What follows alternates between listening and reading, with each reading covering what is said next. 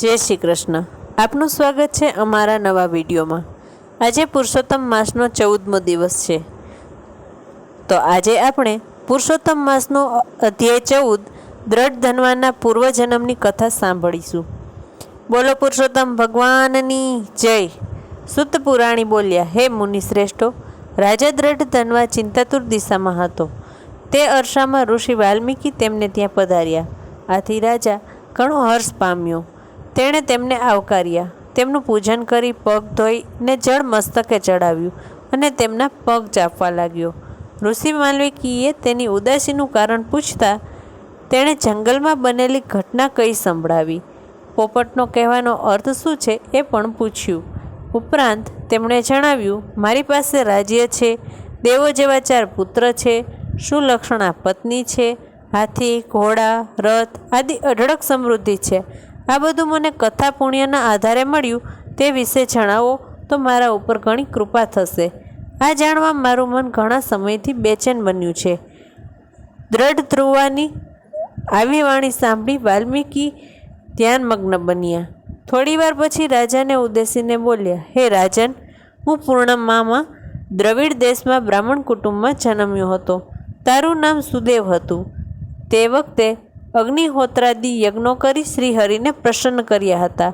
તું ધાર્મિક વૃત્તિવાળો, વેદાધ્યયન કરનારો, સંતુષી અને વિષ્ણુપરાયણ હતો. તારી પત્નીનું નામ ગૌતમી હતું. તે પતિવ્રતા સ્ત્રી હતી. તેમને કોઈ સંતાન ન હોવાથી તે દુઃખી થતો હતો. આ બાબત તે પત્ની સમક્ષ કરી હતી. ગૌતમી જ્ઞાની હતી. તેણે સુદેવને આશ્વાસન આપતા કહ્યું કે તમે તો વિદ્વાન છો, સંતાનની લાલસા શા માટે રાખો છો અને દુઃખી થાવ છો? જો સદભાગ્ય પુત્ર હોય તો કુળને તારે છે, પરંતુ પુત્ર હોય તો જીવન વિસ્મય બનાવી દે છે, કુળને કલંક લાગે છે. માટે મારું કહેવું છે કે ચિંતા છોડી તમે શ્રીહરિનું ભક્તિપૂર્વક આરાધના કરો. તે તમારી ચિંતા દૂર કરશે. જેમ કદર્મ ઋષિની શ્રદ્ધા ભક્તિથી ખુશ થઈ ભગવાને તેમને કપિલદેવ નામના પુત્રની ભેટ ધરી હતી, તેમ ભગવાન આપણી સામે પણ જોશે. ગૌતમીના આવા વચનો સાંભળી સુદેવ આનંદિત થયો. તે પોતાની પત્નીને સાથે લઈ તાવરણી નદીના કિનારે ગયો. ત્યાં તેણે તપ આદર્યું. તે 5મા દિવસે ફક્ત સૂકા પાંદડા અને જળનો આહાર કરવા લાગ્યો. આમ તપ કરતાં 4000 વર્ષ વીતી ગયા. સુદેવના તપથી પ્રસન્ન થઈ ભગવાન વિષ્ણુ ગરુડ પર બેસી તેમની પાસે આવ્યા. ત્યારે સુદેવે આનંદિત થઈ હર્ષભેર ઊભા થઈ ભગવાન વિષ્ણુને પ્રણામ કર્યા. શ્રી બૃહનારદીય પુરાણના પુરુષોત્તમ મહાત્મયનો દ્રઢ ધનવાના પૂર્વજન્મની કથા નામનો 14મો અધ્યાય સંપૂર્ણ થાય છે. બોલો પુરુષોત્તમ ભગવાનની જય. હવે આપણે પુરુષોત્તમ માસની પાવન કથા મૌન વ્રતની કથા સાંભળીશું. અવંતીમાં એક પવિત્ર અને વિદ્વાન બ્રાહ્મણ રહેતો હતો. તેનું નામ ધર્મદાસ હતું. ખરેખર તે હંમેશા ધર્મમય જીવન ગાળતો હતો. તેણે જીવનમાં ઘણા વર્ષો તપમાં ગાળવાથી તેની ખ્યાતિ તપસ્વી તરીકે થતી હતી. વારંવાર તપ કરવાથી ધર્મદાસનું શરીર દુર્બળ અને કૃશ થઈ ગયું હતું. તેની ઉંમર 70 વર્ષની થઈ હતી. એવામાં પુરુષોત્તમ માસ આવ્યો. ધર્મદાસ પુરુષોત્તમ વ્રતનો મહિમા જાણતો હતો. તેથી તેણે પુરુષોત્તમ વ્રત કરવાનું નક્કી કર્યું. વ્રતના પહેલા દિવસે તે પ્રાતઃકાળમાં ઉઠી નદીએ સ્નાન કરવા ગયો. વ્રત નિયમ મુજબ તેણે કાઠાગોરમાનું પૂજન કર્યું, કથા વાર્તા સાંભળી અને બ્રાહ્મણોને યથાશક્તિ દાન આપી પોતાના મુકામે આવી પહોંચ્યો. 70 વર્ષની ઉંમરે આટલું ચાલતા તે થાકી ગયો હતો. ઉપરાંત તેણે ઉપવાસ કર્યો હોવાથી તેના શરીરમાં અશક્તિ આવી ગઈ હતી. બીજા દિવસે તે સ્નાન કરવા નદીએ ગયો. ગઈકાલ કરતાં આજે તેની તકલીફ વધી પડી. બીજા દિવસનો ઉપવાસ તેને વસમો લાગ્યો. તેનો જીવ ગભરાવા લાગ્યો. તે વિચારવા લાગ્યો, બીજા દિવસના ઉપવાસે મારી આવી હાલત થઈ ગઈ, તે આખો મહિનો કેમ ખેંચાશે? પણ સંકલ્પ કરેલો, તેથી નિયમ ભંગ કરે તો દોષમાં પડે. એના દુર્બળ શરીરથી હવે ઉપવાસ થઈ શકે તેમ ન હતું, પરંતુ ધર્મ પ્રત્યે અડગ આસ્થા હતી. એ શરીરથી ભલે ભાંગી પડ્યો હતો, પણ મન ઘણું મજબૂત હતું. દિવસ દરમિયાન અને મોડી રાત સુધી ધર્મદાસ જાગતો રહ્યો અને પુરુષોત્તમ ભગવાનનું નામ સ્મરણ કરતો રહ્યો. મોડી રાતે એને ઊંઘ આવી. સપનામાં તેને પુરુષોત્તમ ભગવાનના દર્શન થયા.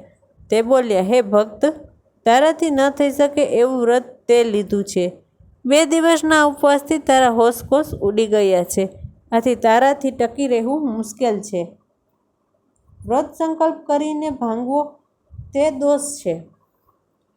તારો મજબૂત સંકલ્પ જોઈ તારું વ્રત જળવાઈ રહે એવો રસ્તો બતાવવા આવ્યો છું. આ પુરુષોત્તમ માસમાં જે મૌન પાળે તે ખાય તો પણ તેને ઉપવાસનું ફળ મળે છે. માટે તું મૌન વ્રત લે, આખો દિવસ મૌન વ્રત રાખ. આમ ધર્મદાસને ઉપાય બતાવી ભગવાન અંતર્ધ્યાન થઈ ગયા. સપનું પૂરું થતાં ધર્મદાસ જાગી ગયો. તેણે તે જ પળે મૌન વ્રત ધારણ કરી લીધું. 3જે દિવસે તે મહાપરાણે લાકડીના ટેકે નદીએ સ્નાન કરી આવ્યો. ઘેર આવ્યા પછી ભોજન લીધું. ભોજન લીધા પછી તેના શરીરમાં કંઈક શક્તિનો સંચાર થયો. તેણે આખો દિવસ મૌન વ્રત રાખી પુરુષોત્તમ ભગવાનનું નામ સ્મરણ ચાલુ રાખ્યું. શરીરમાં શક્તિનો સંચાર થતાં તેનું મનોબળ વધુ દ્રઢ થયું. આ રીતે આખા પુરુષોત્તમ માસનું વ્રત પૂરું કર્યું. તેણે વ્રતનું ઉજવણું પોતાની શક્તિ પ્રમાણે કર્યું.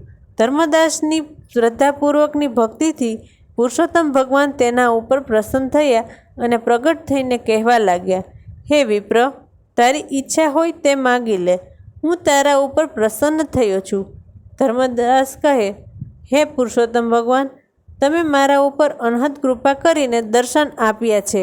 મારે કોઈ ભૌતિક સંપત્તિ જોઈતી નથી. તમારી ભક્તિ સાથે શક્તિ આપો. મને એટલું બળ આપો કે હું તન, મન, ધનથી દરેક જીવની સેવા કરી શકું. છેલ્લે મારો વૈકુંઠમાં વાસ થાય તેમ કહો. તથાસ્તુ કહી પુરુષોત્તમ ભગવાન અદૃશ્ય થઈ ગયા. ધર્મદાસ મૌન વ્રત પાળવાથી ભગવાનની પૂર્ણ પ્રસન્નતા પામ્યો હતો. તેને મૌન વ્રતનું મહત્ત્વ સમજાયું હતું. હવે તેણે પોતાની કથાઓમાં મૌન વ્રતનો મહિમા સમજાવવા માંડ્યો. તે કહેતો, હે ભાઈઓ, દિવસમાં અમુક સમય મૌન પાળવું જોઈએ. તે ન બની શકે તો આંતરે દિવસે અમુક સમયે મૌન પાળવું જોઈએ.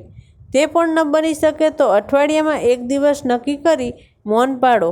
આખો દિવસ ન બની શકે તો અમુક સમય પૂરતું મૌન પાળો. તે ન બની શકે તો છેવટે જમતી વખતે મૌન પાળો. આનાથી તમને અનેક પ્રકારના લાભ થશે. 12 વર્ષ સુધી જે મૌન પાળે છે તેને વચન સિદ્ધિ પ્રાપ્ત થાય છે. મૌન વ્રત રાખવાથી ભગવાન પ્રસન્ન થાય છે. દિવસે દિવસે ધર્મદાસની સમૃદ્ધિ વધતી ગઈ.